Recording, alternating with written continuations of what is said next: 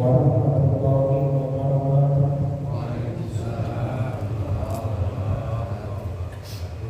Alhamdulillahilladzi arsala rasulahu bil huda wa dinil haqq liyudhhirahu 'ala dini kullihi wa kafa billahi shahidan.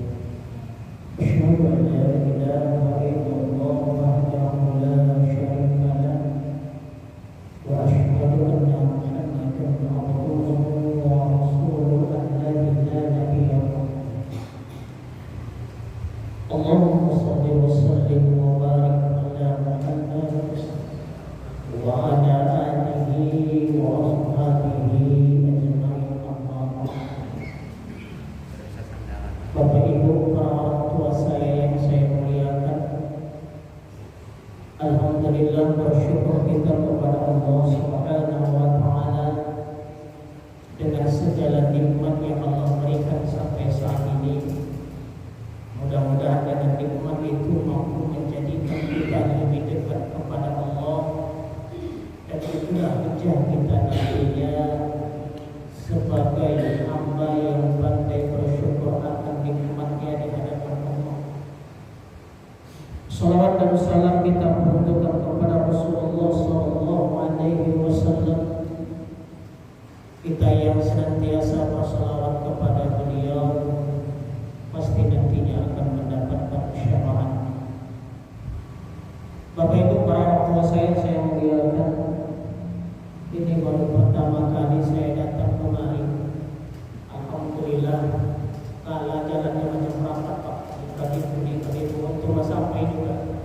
Tinggal pulang minggu saya ini nanti Pak. Kalau pulang kan. Sekiannya yang mengisi tausiah ini adalah Ustadz Askur Amin LC, tapi beliau berhalangan, maka dikirimlah ban serapnya Pak. Ban serap ini bisa bagus, bisa tidak, tergantung pemakaian juga. Jadi yang di hadapan itu nih Ustadznya kaleng-kaleng, itu pun kaleng sarden kecil, pendek, pas lah macam orang. Bapak Ibu yang saya muliakan, kita coba malam ini mengkaji sebuah ayat Al-Quran yang rutin kita dengar. Bahkan saya yakin dan percaya kita juga hafal, tepatnya pada Quran surah An-Nahl ayat 90. Allah berfirman, Innallaha ya'muru bil 'adli wal ihsan wa ita'i dzil qurba wa yanha 'anil fahsya'i wal munkar wal baghi ya'izukum la'allakum tadhakkarun. Sering kita dengar ayat ini kan Pak? Kapan itu Pak? Pas pada khutbah Jumat. Hampir semua masjid dan para khatib di Muhammadiyah agak jarang, tapi di luar Muhammadiyah pasti menyampaikan ayat ini dalam menyampaikan khutbah keduanya. Sering dimanapun kita itu berada, baik di Deli Serdang nih maupun di kota Medan, di luar Masjid Muhammadiyah, hampir semuanya membaca ayat ini.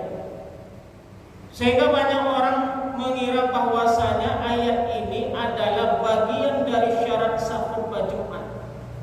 Padahal bukan Pak, karena saking seringnya itu dibaca atau tidak ayat ini, khutbah Jumat itu asal sesuai dengan rukunnya sah. Jadi tak mesti baca. Tapi kenapa begitu populer? Ini Bapak Ibu yang saya muliakan, bermula ketika masa kepemimpinan Khalifah Umar bin Abdul Aziz radhiyallahu anhu. Pada masa dinasti Umayyah, Islam ini kan dipimpin oleh beberapa generasi.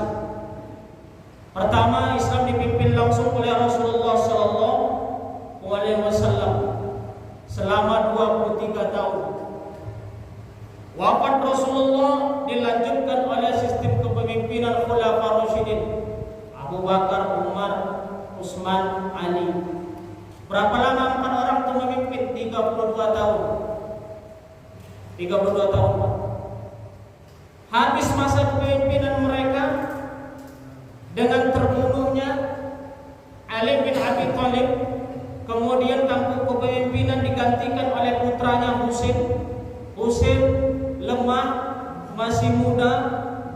administrasi belum berpengalaman, maka dimainkan oleh Muawiyah bin Abu Sufyan.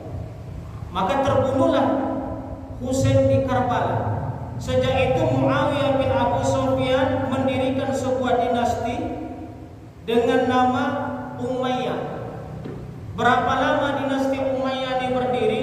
Dalam sejarah tercatat 90 tahun, Pak. Dengan lebih kurang 12 khalifahnya. Mulai dari Muawiyah bin Abu Sufyan, kemudian Yazid bin Muawiyah, Muawiyah bin Yazid, sampai seterusnya. Nah, di antara 12 khalifah itu ada namanya Khalifah Umar bin Abdul Aziz. Dalam sejarah beliau dikatakan juga itu Khalifah Umar bin Khattab II, atau khalifah yang kelima kata orang.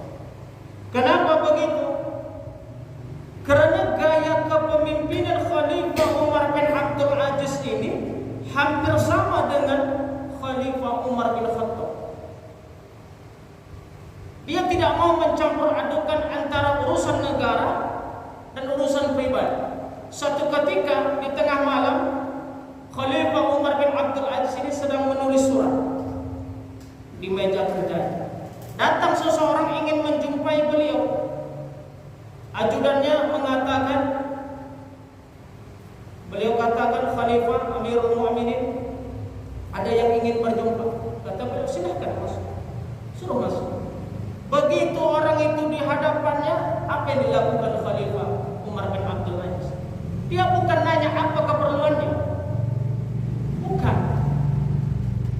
Dia nanya, ini yang akan dibicarakan, ini urusan apa?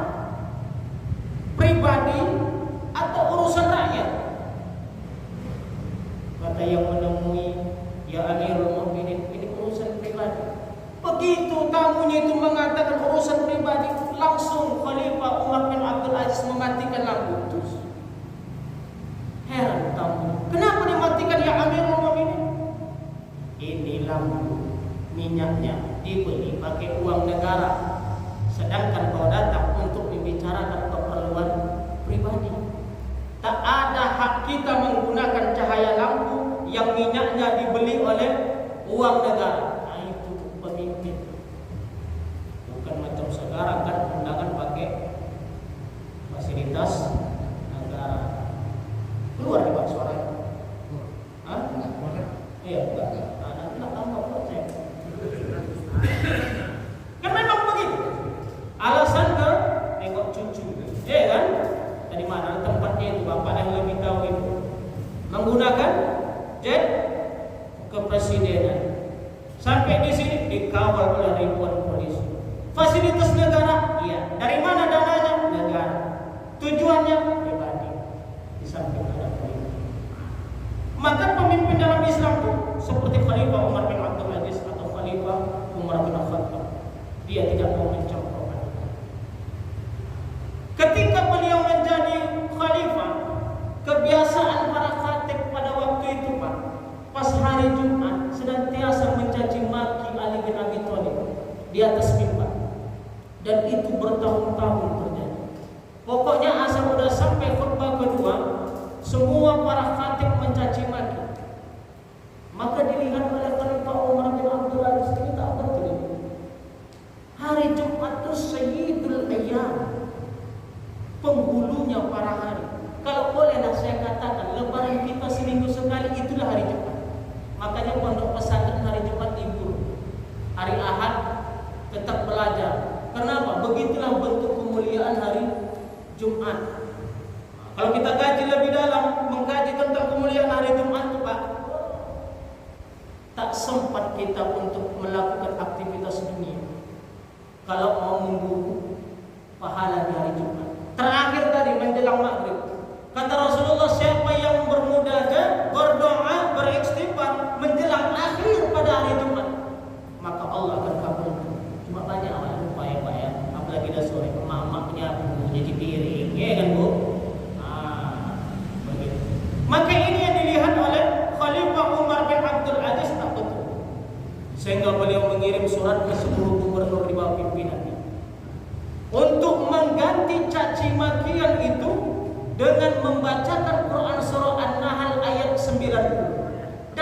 sampai sekarang terjadi, Pak. Itulah sampai sekarang terjadi. Sehingga populer di masjid-masjid, begitu udah masuk pada khutbah kedua, khatibnya mengatakan innallaha ya'muru bil 'adli wal ihsan wa ita'i dzil qurba wa yanha 'anil fahsya'i wal munkar wal baghi ya'izukum la'allakum tadhakkarun, dan seterusnya. Sampai zikrullahu akbar katanya. Nah, begitu. Itulah asal muasal. Artinya apa? Kita ini jangan hanya mendengar. Warga Muhammadiyah itu cerdas. Dia tak mau mendengar. Mendengar boleh, tetapi ketika dia mendengar itu dia analisis. Itu warga Muhammadiyah. Sehingga warga Muhammadiyah mampu membedakan apakah ini sesuai dengan sunnah Rasulullah atau tidak. Begitu. Nah, itu asal muasal populernya Quran surah An-Nahl ayat 90 dibacakan pada khutbah kedua pada hari Jumat. Nah, masuk kita ke kajiannya dari pengantar aja. Bapak Ibu yang saya muliakan, Ibnu Katsir dalam tafsirnya menukilkan kalimat Abdullah bin Mas'ud. Beliau mengatakan Quran surah An-Nahl ini adalah ayat yang paling banyak merangkum isi dari Al-Quran. Padahal ayatnya singkat, Pak. Tapi kata Ibnu Katsir, ayat yang paling merangkum isi dalam Al-Quran. Kenapa begitu? Karena di dalam ayat ini terdapat 3 pokok kebaikan yang mewakili seluruh kebaikan. Dan juga sekaligus terdapat 3 pokok keburukan mewakili seluruh keburukan yang ada. Dan 3 pokok kebaikan ini, kata Ibnu Katsir, walaupun itu baik, tetapi amat sulit dilakukan oleh manusia. Baik, Pak, tapi sulit dilakukan manusia. Dan 3 pokok keburukan, walaupun itu dilarang oleh Allah, tetapi paling suka manusia melakukannya. Apa itu? Sederhana, Bapak Ibu yang saya muliakan. Kata Allah, innallaha ya'muru bil 'adli. Sesungguhnya Allah memerintahkan kamu untuk berbuat adil. Adil, Pak. Ternyata adil itu hal yang pertama mewakili seluruh kebaikan. Dan adil ini ngomongnya aja gampang, Pak, adil. Tapi coba kita berbuat adil, payah. Apa kira-kira adil itu, Pak? Adil itu apa? Menempatkan sesuai dengan porsinya. Kalau adil itu bagi rata, setuju? Ibu setuju, Bu? Adil bagi rata? Enggak. Kalau setuju Ibu adil bagi rata, Bapak itu buka peluang yang untuk poligami. Ada duit 1 juta gajinya bagi 2, adil katanya. Pas itu Ustaz. Bagi 2. Adil ini itu diambil dari bahasa Arab. Adil tidak bisa diartikan, Pak, dalam bahasa Arab. Beda dia dengan mufradat lainnya. Siang, puasa, lail, malam, nahar, siang, apalagi mau kita artikan. Tapi adil cari ada. Jangankan dalam kaidah bahasa Arab, dalam kamus besar bahasa Indonesia, bahasa kita, Pak, adil itu nggak bisa diartikan. Carilah, nanti buka pulang KBBI itu, kamus besar bahasa Indonesia, cari kata adil, nggak ada artinya. Cuma para mufassir, adil ini tidak bisa diartikan, tetapi bisa diterjemahkan. Itulah yang seperti Bapak ini bilang, menempatkan sesuatu pada tempatnya. Itu adil. Pulang dari ngaji nih, Pak, saya sampai rumah, peci saya letakkan di tempat sepatu. Cocok kira-kira. Adilkah itu? Tidak. Kenapa? Tempat peci bukan di tempat sepatu. Atau saya letakkan di meja makan. Itu tak adil. Karena tempat peci itu di dinding, ada sangkutan yang letakkan di dinding. Itu baru adil. Jadi adil itu menempatkan tempatnya. Itulah saking sulitnya kita mempraktekkan sikap adil. Saya kutip perkataan Profesor Dr. Buya Syafi'i Ma'arif. Beliau mengatakan Indonesia ini ada 5 sila. 1, 2, 3, 4, 5. Sila yang paling sulit dilakukan kata beliau adalah sila kelima. Apa itu Pak sila kelima? Keadilan sosial bagi seluruh rakyat Indonesia sulit dilakukan oleh negara Indonesia. Kenapa? Karena di situ ada keadilan. Tidak semua orang bisa melakukan adil. Tetangga awak dapat BKH itu, bantuan itu, awak tidak. Ya kan? Tetangga awak dapat bansos, awak tidak. Padahal kalau awak tengok-tengok, awak lebih susah lagi dari kawan. Tak dapat, ada yang prinsip. Maaf saya, nanti ada pula. Memang begitulah keadaan. Tak adil bu, payah kita ini mencarikan keadilan. Jangankan dalam ruang lingkup kecil, di keluarga kita tak bisa adil, di tempat kerjaan kita tak bisa adil. Kalau ruang lingkup kecil wajar, mungkin orang menganggapnya hal biasa kalau tidak bisa. Tapi dalam ruang lingkup besar yang dikelola oleh berbagai orang yang pintar sekali, tidak juga adil. Apa contohnya? Negara kita. Coba Bapak ingat, negara kita ini adil atau tidak? Belum. Di mana tak adilnya Ustaz? Negara kita terlalu sensitif dengan orang-orang yang memiliki darah-darah Arab,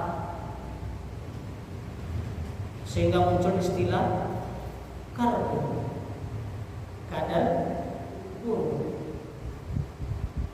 Sehingga dengan munculnya kebencian dengan orang-orang yang memiliki darah keturunan Arab, ulama di penjara, ulama lagi sholat ditikam, dibunuh. Kasus yang selesai begitu aja tidak. Seiring dengan itu berjalan, tak pernah kita dengar pendeta ditusuk ketika ceramah, biksu dipukul ketika menyampaikan dakwahnya. Tak ada Pak. Islam nggak ada kita kan? Terlalu diskriminasi pemerintah terhadap umat Islam. Padahal mereka lupa yang memperjuangkan negara Republik Indonesia ini siapa? Rata-rata orang yang memiliki darah keturunan Arab. Ada Bapak tengok sejak Bapak belajar Ahok memperjuangkan negara Indonesia, yang mata-mata sipit Ahok, Aseng, Aheng, ada? Tidak ada. Bahkan mereka yang merombong ingin merusak tatanan negara kehidupan kita sekarang yang terjadi kan Pak. Cuma nggak viral itu beritanya, nggak keluar itu Pak. Nggak viral, mereka yang merombong. Cuma kita diam, bisa berbuat apa? Siapa yang memperjuangkan bangsa Indonesia? Pahlawan-pahlawan yang mereka menggunakan sorban menunjukkan identitas keislamannya. Siapa itu? Pangeran Diponegoro, Tuan Bumi Manggonjo.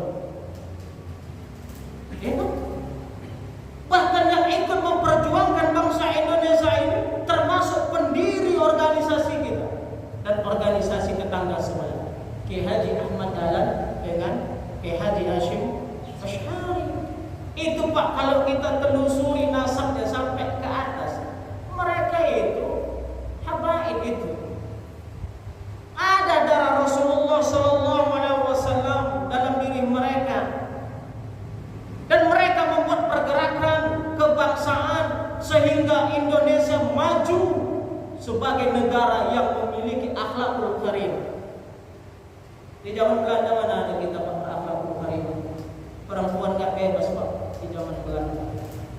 Datang ke Haji Ahmad Dahlan, Hashim Asy'ari, mereka sama-sama belajar di kota Mekah, belajar dengan satu guru, Syekh Khatib Al-Minangkawi, salah satu orang Minang yang menjadi imam di Masjidil Haram. Tapi satu guru sampai pulang pun apa berbeda. bedanya. Mereka di Masjidil Haram untuk belajar dengan Syekh Khatib bin Al-Kababi, tetapi di samping itu juga mereka belajar dengan ulama-ulama lain. Nah itu Kiai Haji Ahmad Dahlan lebih banyak belajar kepada ulama-ulama yang bermadzhab Hambali, sedangkan Hasyim Asy'ari itu lebih mengambil ilmu dari guru-guru yang bermadzhab Syafi'i. Nah, pulang mereka, Kiai Haji Ahmad Dahlan pulang ke Kauman, Hasyim Asy'ari pulang ke Jombang, sehingga terjadilah letak perbedaan. Di mana letak perbedaan? Bedanya satu, Pak Muhammadiyah NU itu. Muhammadiyah praktek, NU teori, itu aja. Makanya Bapak kalau mencari kitab kuning payah Pak di Muhammadiyah. Ya kan? Kenapa? Karena Kiai Haji Hasyim Asy'ari pulang ke Jombang, apa yang dilakukannya? Mendirikan pondok pesantren Tebu Ireng, yang dari situ melahirkan ulama-ulama. Maka mereka banyak menulis kitab, mereka teori. Kiai Haji Ahmad Dahlan tidak, dia langsung terjun ke masyarakat, memperbaiki gaya hidup, praktek tatanan ibadah. Yang ini tak boleh, yang ini tak boleh, ini harus dibenarkan, ini harus dibenarkan. Tidak sempat dia menuliskan kitab-kitab itu, makanya sedikit rujukan-rujukan kitab kita di Muhammadiyah. Begitu. Mereka kedua itu ada darah Nabi, ada darah Nabi. Kita juga tidak ada bangsa ini kepada orang-orang yang memiliki darah. Padahal mereka lupa Indonesia ini tidak akan diakui oleh negara lain kemerdekaannya tanpa pengakuan oleh negara Arab. Siapa yang mengakui, Pak? Palestina. Dan siapa yang membawa surat kuasa, surat surat mandat kemerdekaan itu dari Palestina dan menyerahkan langsung ke Bung Karno? Siapa, Pak? Atau Bapak kan saya kasih tahu, yang membawa surat itu yang penuh dengan perjuangan, yang rela mengorbankan dirinya adalah A.R. Baswedan, kakek Anies Baswedan. Ini bukan cerita politik, mohon maaf. Bukan cerita politik. A.R. Baswedan berangkat membawa dari surat Palestina itu surat surat sakti istilahnya dulu itu. Nah, langsung diserahkan ke Soekarno. Baru Soekarno berani mengumumkan proklamasi, diakui oleh seluruh negara-negara. Siapa yang membawa? A.R. Baswedan, kakek Anies Baswedan. Maka pada tanggal 18 November 2018 A.R. Baswedan dinobatkan sebagai pahlawan nasional. Siapa itu? Baswedan itu nggak ada istilah nama kita itu Indonesia. Kalau nggak salah saya, Baswedan itu salah satu marga. Nanti kalau salah luruskan. Di Hadramaut, dari Hadramaut kalau nggak salah saya. Begitu. Nah, siapa itu? Dan mereka juga orang-orang yang sekarang benci dengan Islam, mereka lupa Pancasila yang mereka gaung-gaungkan itu, sila dari 1, 2, 3, 4, 5 itu di dalamnya diambil kosakata bahasa Arab. Pancasila satu ketuhanan yang Maha Esa, ada bahasa Arabnya di situ. Apa? Tidak ada. 2, kemanusiaan yang adil dan beradab. 2 bahasa Arabnya, adil, adab. 3, persatuan Indonesia, ada bahasa Arabnya. 4, kerakyatan yang dipimpin oleh hikmah bahasa Arab. Ya kan? Maksud lagi sila kelimanya, keadilan, adil lagi bahasa Arab. Itu kan diambil dari bahasa Arab. Tapi kenapa sekarang mereka terlalu benci dengan orang-orang? Berarti kita sampai hari ini tidak diperlakukan adil. Maka kata Ibnu Katsir, ini pokok kebaikan tapi sulit dilakukan. Maka nanti coba Bapak cek di kitab-kitab hadis. Maka orang-orang yang melakukan perbuatan adil itu pasti Allah akan ganjar dengan surga. Kenapa? Karena sulit melakukannya, Pak. Coba nanti Pak, setiap perintah yang Allah turunkan, apakah itu ibadah ataupun itu bersifat muamalah, ketika ketika perintah itu sulit dilakukan, Allah memberikan balasannya bukan nanggung-nanggung, surga Pak. Kenapa? Sulit kita lakukan. Kalau gampang kita lakukan, hadiah dan kipas angin. Ya kan? Tapi surga yang Allah janjikan kepada orang-orang yang melakukan perintah yang sulit. Maka sulit Pak kita berbuat. Hakim harus adil. Ya kan? Hakim. Berarti sambung. Ya kan? Awalnya hukum mati. Oh, roh apa? Jadi seumur hidup. Enak betul hidup kita. Ya kan? Kalau di Islam itu kan kisos. Bunuh harus dibunuh. Kalau enggak bayar dia denda. Mencuri potong tangan. Nah, apalagi? Pokoknya ada anggota badan yang harus dikorbankan ketika melakukan kesalahan. Hukum Indonesia kok banyak juga potongannya, tapi potong masa tahanan. Ada juga potongannya, tapi potong masa tahanan. Adil, sulit Pak. Bahkan kita Pak, kalau yang mau laki-laki beristri 4, apa yang harus dilakukan? Adil, adil Bu. Kalau bapak ini harus beristri 4. Kalau nggak adil, nggak usah kasih. Bisa adil Pak? Belum, karena ada ibu di sini kan. Kalau nggak ada ibu itu bisa dipisah Ustaz. Karena ada ibu. Ya itulah, singkat aja satu. Adil. Nah, itu yang pertama. Yang kedua, innallaha ya'muru bil 'adli wal ihsan. Ihsan itu apa? Berbuat baik kata orang. Tapi Ibnu Katsir lebih dari itu mengartikan ihsan dengan berbuat kebajikan. Berbuat kebajikan. Ihsan menurut Muhammad dalam bukunya Fiqh Dakwah itu beliau memberikan gambaran seperti ini Pak. Kalau kita punya perjanjian dengan seorang tukang, gajinya 100.000 satu hari, bekerja dia 1 hari selesai, kita kasih upah dia 100.000, itu belum ihsan. Padahal udah sepakat kita Pak, selesai kerja 1 hari 100.000, selesai dia bekerja kita keluarkan uang kita 100.000. Kata Muhammad dulu itu belum ihsan. Tapi ketika dia bekerja, paginya kita buatkan sarapan, kita kasih teh manis, siangnya kita kasih gorengan, kita buatkan kopi. Yang membuatkan itulah servisan lebihnya, itulah yang dikategorikan ihsan. Artinya apa? Ihsan itu mengutamakan daripada yang utama. Itu ihsan. Kalau ibu hanya sekedar melakukan sholat fardu 5 waktu, itu belum ihsan. Karena apa? 5 waktu itu kewajiban. Suka atau enggak suka, ibu harus lakukan. Tapi di mana Allah melihat kemuliaan kita? Bukan dari sholat wajibnya. Saya sering sampaikan dalam pengajian. Allah itu melihat takwa kita, Pak, bukan dari hal yang wajib. Kenapa? Wajib udah Allah katakan, mau tak suka kau silahkan. Yang penting perintahkan wajib, suka tidak suka kerjakan. Awak tak suka sholat subuh terserah, mau sujud atau tidak akan mengurangi kebesaran Allah. Kita yang tapi Allah pasti penilaian khusus bagi orang-orang yang menghidupkan ibadah-ibadah sunnah.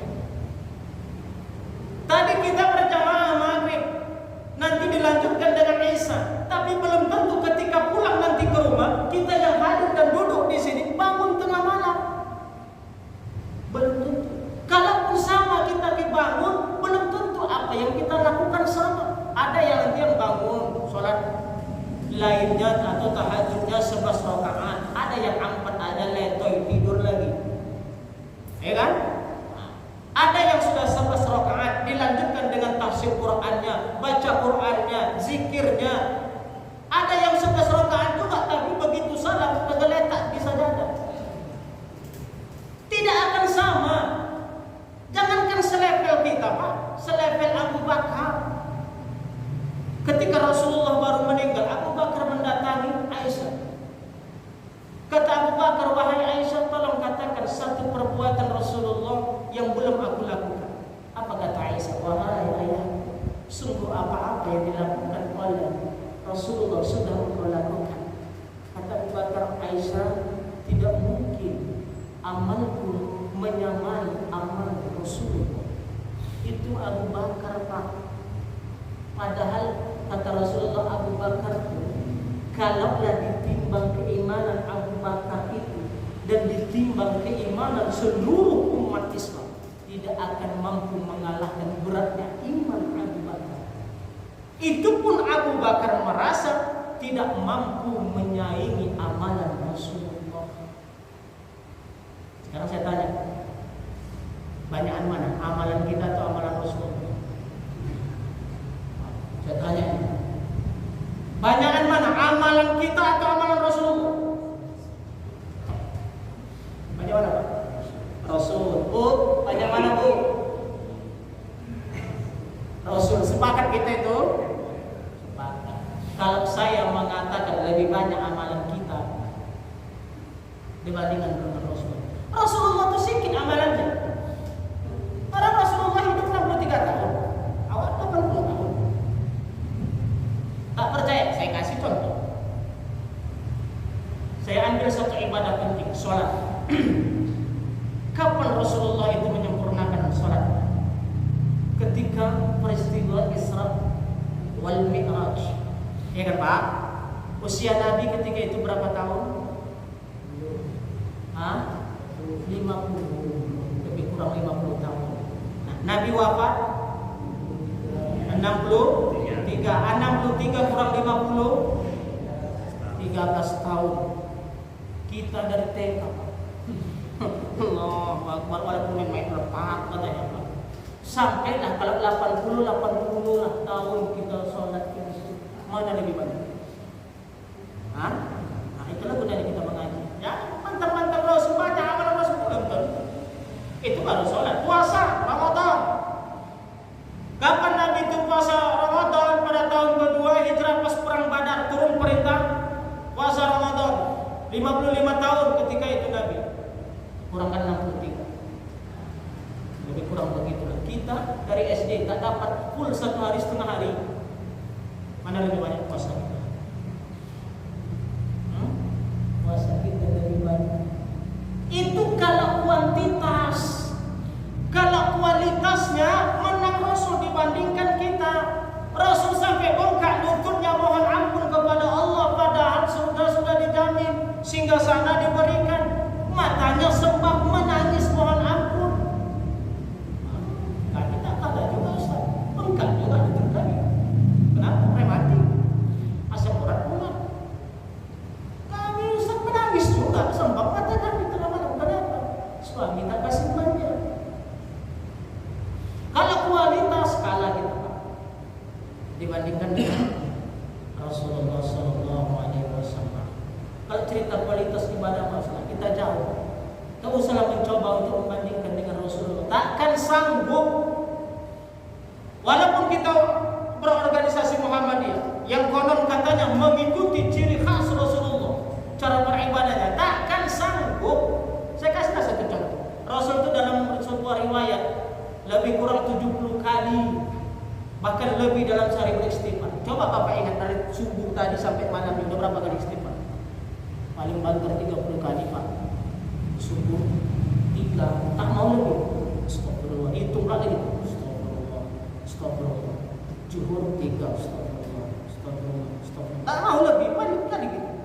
Asar, astagfirullah. Maghrib, astagfirullah. Isya, astagfirullah. Tahajud belum tentu bangun. Berapa kali? Baru 15 kali. Padahal bangun tidur sampai tidur lagi dosa terus. Nah, kan kalau jadi kalau coba bandingkan kita dengan amalan Rasulullah. Nah, jadi ihsan itu mengutamakan yang lebih utama. Kalau ibu sholat 5 waktu itu belum dikatakan ihsan. Tapi ketika ibu kerjakan duhanya, bangun tengah malam, tahajud, diiringi dengan baca Qur'annya, lebih-lebih menghafal Qur'annya, itulah yang dikatakan ihsan dalam ibadah.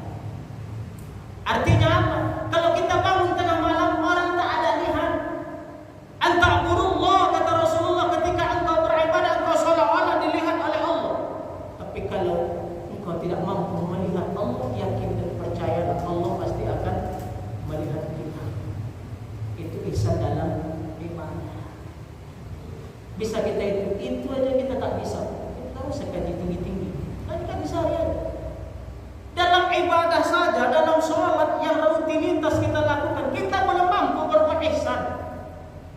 Di mana contohnya? Kita bandingkan, jangan lagi contoh dengan Rasulullah, tak sanggup kita. Kita ambil sahabatnya Abu Bakar Siddiq. Abu Bakar tuh begitu mengangkat tangan, Allahu Akbar, menangis. Menangis, Pak. Keluar bercucuran air mata. Tapi kita, bisa nggak kita seperti itu? Tidak bisa. Semakin ibu berusaha untuk menangis, makin tak bisa. Kadang gelik lagi di dalam hati itu. Tidak bisa. Kenapa kita sulit menangis di dalam sholat, padahal dosa paling banyak dibandingkan dengan Abu Bakar yang sudah dijamin surga tanpa hisab? Kita belum tentu ada jaminan, tapi sulit menangis dalam sholat. Coba renungkan, mulai kita balik sampai hari ini terduduk dalam masjid, sudah berapa kali kita menangis dalam sholat? Pas ada masalah Ustaz, pas bergaduh awak siang tadi sama laki, awak menangis lama dan Ustaz. Tapi kalau lagi senang-senang aja bisa menangis. Kenapa? Karena kita ibadah itu rutinitas. Mohon maaf saya sampaikan begitu. Umat Rasulullah di akhir zaman ini ibadah itu hanya rutinitas. Ibadah hanya melepaskan kewajiban. Dia tidak butuh dengan sesungguhnya ibadah itu. Dia tidak butuh kepada Allah sesungguhnya. Hanya kewajiban. Maka berapa banyak di luar sana kita dengar orang yang begitu selesai melakukan sholat, terucap di lisannya, sudah lepas hutang kepada Allah. Dianggapnya pula hutang sholat. Mana mungkin kita bisa menangis, Pak? Abu Bakar kenapa bisa menangis? Karena dia paham apa yang dibacanya. Renungkan berapa kali kita membaca Al-Fatihah dalam satu hari itu 17 kali, 7 ayat. 7 ayat itu berapa banyak kita paham makna dari Al-Fatihah itu? Atau hanya sekedar di lisan saja Al-Fatihah. Alhamdulillahirabbil alamin maliki yaumiddin waladhdallin amin. Besok gitu juga, besok gitu juga. Baca kita menangis berapa? Kita tak ngerti apa yang kita baca. Alhamdulillahirabbil alamin. Segala puji bagi Allah Tuhan semesta alam. Di situ bukan hanya terjemahannya, di situ ada tauhid, namanya tauhid rububiyah. Yang kita yakini bahwasanya Allah yang menciptakan alam semesta, Allah yang menjaga, dan suatu saat Allah yang akan menghancurkan. Cuma Allah yang pantas dipuji. Tapi kenapa kita senang kali dipuji? Ibu-ibu senang dipuji. Jumpa kawan lama, ya Allah, 15 tahun kita tak jumpa. Sekali jumpa ku tengok muka ibu putih, bersih, glowing, wajah-wajah orang soleh. Senang tak? Senanglah. Lantas kita katakan jelas skincare-nya mahal. Ngaji di Ibu Aisyah masuk masjid, ya Allah Bu cantik kali tas ibu, beli di mana? Di Shopee. Senang ibu. Bapak-bapak begitu juga. Ya Allah Pak, ku tengok hitam jidat bapak. Ahli sujud. Makin diginikan peci itu Pak, supaya orang tahu jidat awak hitam. Kalau kita paham ayat pertama dari Al-Fatihah itu, tidak akan pernah kita senang dipuji. Coba cek dalam sejarah Nabi, apakah Nabi senang dipuji? Nah, karena kata orang yang memuji itu dua, Pak. Satu, sebenarnya mengejek. Bersih kali muka ibu pada mati butek macamnya. Yang kedua, memang sesungguhnya. Tapi kebanyakan itu kebalikan dari sesungguhnya. Itu baru satu ayat. Ar-Rahmanir Rahim, yang maha pengasih lagi maha penyayang. Kalau Allah saja memiliki sikap pengasih dan sikap rasa sayangnya, kenapa makhluknya tidak? Siapa itu manusia? Mana contohnya? Awak makan datang kucing ngelendong, melayang kaki awak menyimak kucing. Kalaupun tak kita simak, kita sisahkan dari tulang belulang baru kita kasihkan. Itukah yang dikatakan kasih sayang kepada makhluknya? Jawab dua.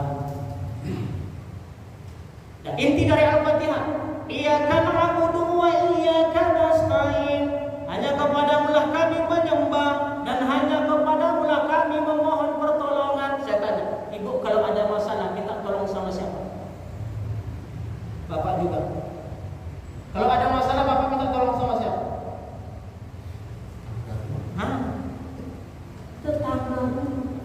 Padahal 17 kali iyyaka na'budu wa iyyaka nasta'in. Kepadamu kami beribadah, kepadamu kami menyembah. Begitu minta tolong tak ada duit, Pak, Bu, tolong pinjamkan duit. Udah tak ada tetangga, karib kerabat, keluarga, saudara yang menolong, baru bangun tengah malam bercucuran air mata mengangkat tangan, ya Allah. Kita panggil Allah. Apa kata Allah? Wa antalam de. Kenapa kepada makhlukku dulu engkau minta tolong, tidak kepadaku? Seharusnya kepada Allah dulu, ikhtiarnya kepada orang. Ini enggak, ikhtiarnya dulu baru minta kepada Allah. Talambe wa'ang kata Allah. Ya kan? Nah, itulah. Itu baru itu Pak. Lainnya itu nanti banyak lagi teman. Dan ihdinas siratal mustaqim. Kalau lihat tunjukkan kami jalan yang lurus. Kalau Bapak pengen tahu nanti buka Quran surah Al-Isra ayat 123 atau 23 lupa saya. Nah, kalau mau penjelasannya panggil lagi saya. Nah, jadi ihsan itu seperti itu. Nah, maka orang yang di dalam dirinya ada ihsan, dia dalam ibadahnya tidak akan berani bermain-main dengan Allah. Tapi berapa banyak kita melakukan ibadah, jasad ibadah, tapi hati entah kemana-mana. Makanya kata Ustaz Adi Hidayat, sebaik-baik sholat itu ketika mengangkat tangan, mulut mengatakan Allahu Akbar, otak menafsirkan, hati meyakinkan. Sanggup kita begitu? Itu sebaik-baik sholat. Maka tidak akan berani Pak kalau ada sikap ihsan di dalam diri kita, kita akan main-main. Tidak akan berani. Karena itu salah satu pokok kebaikan dalam hal ibadah kepada Allah. Itu kalau ibadah. Kalau muamalahnya berurusan dengan orang lain, sanggupkah kita berbuat ihsan dengan orang lain? Belum tentu. Kebanyakan kita, mohon maaf, berbuat baik itu melihat siapa dulu orangnya. Bapak kenapa menolong dia? Ya Ustaz, kami satu pengajian Muhammadiyah. Kalau bukan kami, kawan-kawan yang menolong siapa lagi? Ibu kenapa menolong dia? Satu Aisyah, satu kelompok Aisyah. Bapak kenapa menolongnya? Kan cuma saya saudaranya di Medan. Kalau bukan saya, siapa menolong? Bapak kenapa menolongnya? Dulu Ustaz, ketika saya susah, dia yang menolong saya. Sekarang dia yang susah, saya menolong dia. Artinya kita terkadang berbuat baik karena ada sebab balas budi, keluarga, satu pengajian, satu pergi barangkali. Itu sebab. Tapi pernahkah kita menolong seseorang yang memang tidak ada hubungannya dengan apa-apa? Pernah? Jarang. Berapa banyak kita tengok di luar sana? Saya yakin di sini enggak ada. Kadang-kadang kita ngisi minat di SPB, ada yang menyodorkan tangannya. Begini, jangankan untuk memberi, lisan pun tidak berbicara, hanya model tangan. Mulut untuk kunci. Kenapa? Kita anggap tak kenal. Padahal Abu Hurairah membatalkan iktikafnya di Masjid Nabawi gara-gara menyelesaikan perurusan orang lain yang sama sekali tak jaga. Sehingga ketika ditanya, kenapa ya sahabat Rasulullah engkau hentikan iktikafmu di Masjid Nabi ini hanya untuk menyelesaikan persoalanku? Kata Abu Hurairah, aku pernah mendengar Rasul mengatakan, barang siapa di antara kalian yang keluar dan menyelesaikan urusan saudaranya, itu jauh lebih baik dibandingkan dengan iktikaf di masjid selama 100 hari. Sudah habis Pak waktunya? Sedikit lagi Pak ya, agar tuntas. Nah itu ihsan. Kemudian apa? Izil kurba. Berbuat baik kepada orang yang terdekat. Siapa itu? Orang tua, keluarga, tetangga, sanak saudara. Jangan itu diabaikan. Allah titipkan kelebihan rezeki, di situ ada hak mereka. Allah titipkan rezeki kepada kita, tujuannya supaya kita mampu mendekatkan diri kepada Allah dengan rezeki itu. Tanyakan sampai sekarang, dengan segala nikmat yang Allah berikan kepada kita, sudahkah nikmat itu menjadikan kita lebih dekat kepada Allah atau justru semakin menjauh daripada Allah. Tanyakan. Tuh. Jadi 3 perintah yang dikatakan oleh Allah itu adil, ihsan, izil qurba. Nah, 3 larangannya fahsya. Fahsya itu berbuat kerusakan yang dampaknya akan lebih banyak dialami oleh pelakunya. Maka sepakat para ulama kata fahsya itu didekatkan dengan zina. Munkar itu keburukan atau kemaksiatan yang dampaknya bukan hanya pelakunya, tapi orang lain yang tidak bersalah pun akan ikut imbasnya. Maka kata Ibnu Katsir, sungguh perbuatan munkar jauh lebih berbahaya dibandingkan fahsya. Yang terakhir apa? Wal bagh, permusuhan. Ini menunjukkan bahwasanya umat Islam ini bersaudara. Pilihan boleh berbeda, warna boleh beda, pendapat boleh berbeda, tapi jangan karena pendapat berbeda, warna berbeda, pilihan berbeda itu memutuskan silaturahim kita. La yadkhulul jannah qati'un, tidak akan masuk surga orang yang memutuskan hubungan silaturahim. Nah, itu 3. Karena singkat waktunya kita padatkan begitu saja. Nah, Bapak Ibu yang saya muliakan, mungkin kajian yang singkat ini memberikan manfaat kepada kita semua, terutama bagi diri saya menyampaikan. Nasrul minallah wa fatul qarib. Assalamualaikum warahmatullahi wabarakatuh.